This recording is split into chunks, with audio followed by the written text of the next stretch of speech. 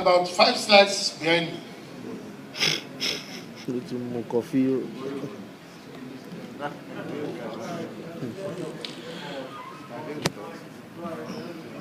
Okay, let me just go the figures. In 2002, Dangote was importing an average of about 6,000 metric tons per annum of cement. And local production was about 2,000 metric tons, about 1,500 really. Next. Next. Next. Next. Okay. By 2013, they are now producing locally a total of about 16.5 or so, 16.1 metric tons of cement from their factories in the basin, Obajana and somewhere else. And importation has gone down to 2 million metric tons. And let me tell you the beauty of it. They are right now expanding the existing factory such that by next year, by the end of next year, the combined production in Nigeria is going to be about 30 metric tons. And then the production will virtually stop. They will start exporting. And now they've gone beyond Nigeria to different countries in Africa, Syria, Lebanon, all across Africa. So what we are saying is that it is only in agriculture, in things that you get those kind of returns. It is only in manufacturing that you get those kind of returns. Well, I think there is something that's... Next slide.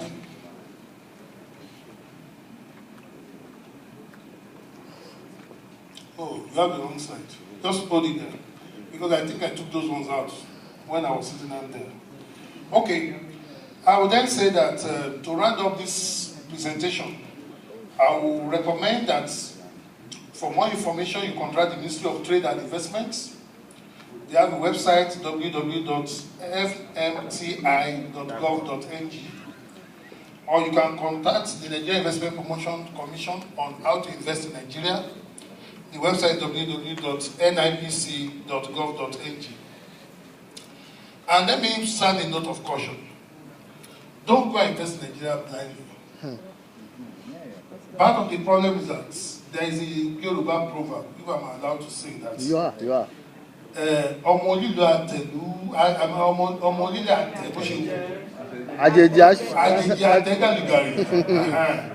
see, meaning basically that when you go into a new environment, you should be careful. You should be cautious. You shouldn't just move in without regard to establish. Part of the problem of those who came in and got their fingers burnt was that they didn't make enough consultation. So I've mentioned some places you can be. There's the Corporate Council for Africa, which is actually doing a lot to support growth of business between America and Nigeria. There's the Nigeria Investment Promotions Council. There's the Embassy of the USA in Nigeria. We have the Trade and Investment Division. And there's the Nigerian Embassy in the USA, where I believe they also have I think they have a minister. I not yesterday that you have a minister of Trade. And there's the Nigerian American Chamber of Commerce. These are all organizations that can guide you on what you need to do. Of course, there are also consultants that you can talk to, but make sure that you reference or you speak to anybody in each of these offices for advice and guidance before you consummate major investments, mergers, or acquisitions, so that you don't get bogged. I have some words of wisdom here. I'm quoting Marie Francois, the country director of World Bank in Nigeria. She said, and I quote, "Nigeria has the most attractive environment for investments because Nigeria is a large market in Africa, because Nigeria is a large market in the continent. It is the second largest economy in the continent. For me, while we say the country's current investment climate could be better in terms of providing electricity, access to finance and other things, you should also look at the huge opportunities for investment in Nigeria." That's somebody from the World Bank who has been who at that time has been there for like 2-3 years, and she just couldn't believe that she would not want to invest in Nigeria. Ladies and gentlemen, that's what I have to say. Okay.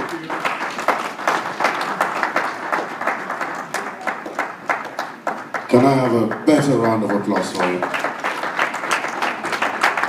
If I had the opportunity, I'll make that man the spokesperson for the Federal Republic of Nigeria.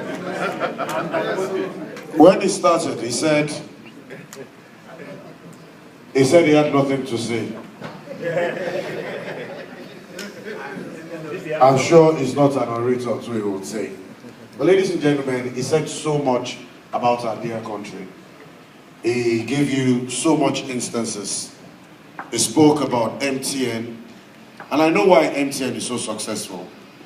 Not just because they knew what they saw what they saw, but because in Nigeria, the way we use the phone is novel to just us.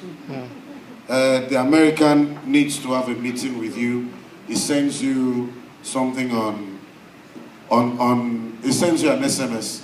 Can we just hook up for lunch at 4 p.m. and you go?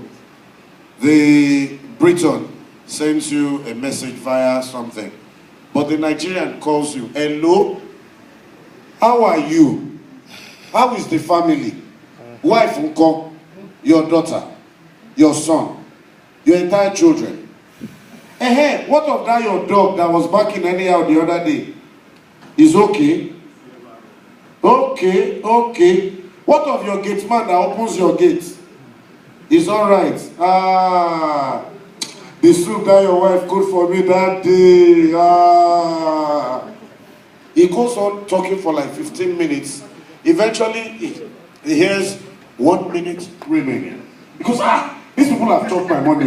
What have I said since morning now? Nigeria, I've said this over and over again, might not have gotten to the promised land, but we are the best nation on the face of the earth. If you look at what Delta has here, investment opportunity in Delta, there are some countries in the world that don't have kaolin, clay, silica, sandstone, bentonite, and this is just the tip of the iceberg. You can invest in entertainment, in telecommunications, you can invest in so many other things. Distinguished ladies and gentlemen, where the day is gradually coming to an end. It's been 2 wonderful days. We'd like to say a big thank you to our partners, Silverbird Television, Business Day newspaper, Global Excellence, the City People Media Group. We'd like to say a big thank you to Etal Hall and Hotels, but most importantly, we'd like to say a big thank you to the Embassy of the Federal Republic of Nigeria, Washington, D.C. Can I have a round of applause for them and all our partners who have decided to be here to show Nigeria to the world. But it's not in my place to say thank you. Sir, okay, I'm the MC. I'll still call for comments. Just take it easy. We have 3 more things to do. We'll take comments, we'll take the awards. I've been told we have lunch. And the venue for the after party, if you have a pen and you'd like to join us later, is Tropical Grill Lounge. Is at 153/41 Rockaway Boulevard, Queens. Tropical Grill Lounge.